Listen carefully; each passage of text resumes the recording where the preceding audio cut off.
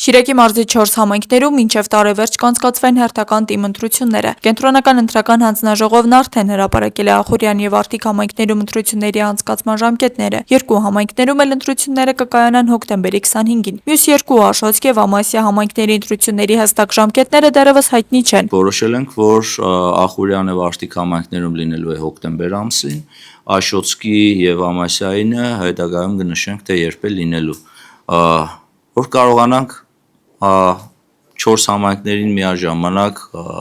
չկիսվել ու երկու համայնքներով անել, որ ավելի թեթև ստացվի, ավելի լավ ստացվի։ Առաջիկա ընտրություններին քաղաքացիական պայմանագիր կուսակցության տեխնացուների անունները եւս դեռ չեն հրապարակվել։ Մարզպետի խոսքով տեխնացուների հարցը քննարկվել է կուսակցության ներսում, իսկ վերջնական որոշումը պետք է կայացնի ՔՊ վարչությունը։ Բնականաբար սյուրպրիզներ չեն լինելու,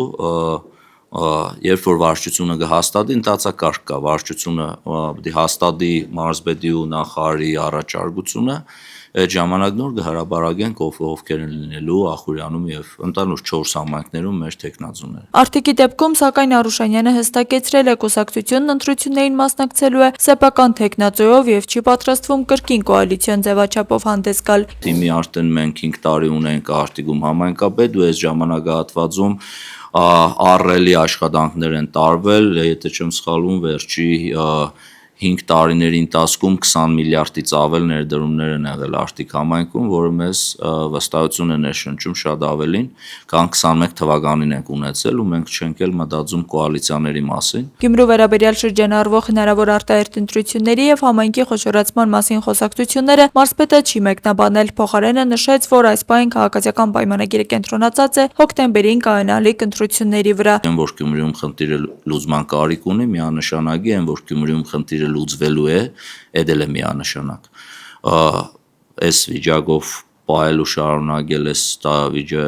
այն ինչ ունենք Գյումրիում, իրականում անթույլատրել, որովհետև դրա շահառուները հենց գյումրեցիներն են ու մեր քաղաքի բնակիչներն են։ Միայն կարող եմ ասել, որ այն ինչ տեղի է ունենալու, բնականաբար տեղի է ունենալու Հայաստանի Հանրապետության օրենքների սահմաններում ու օրենքով տրված մեր հնարավորությունների սահմաններում։ Դավիթ Արուշանյանն ավելացրեց, որ Գյումրիում առկա իրավիճակը լուծման կարիք ունի եւ քաղաքում հետագա գործընթացները տեղի կունենան օրենքով սահմանված կարգով։ Աստղիկ Խաչատրյան, Խանովանիսյան, այսօր։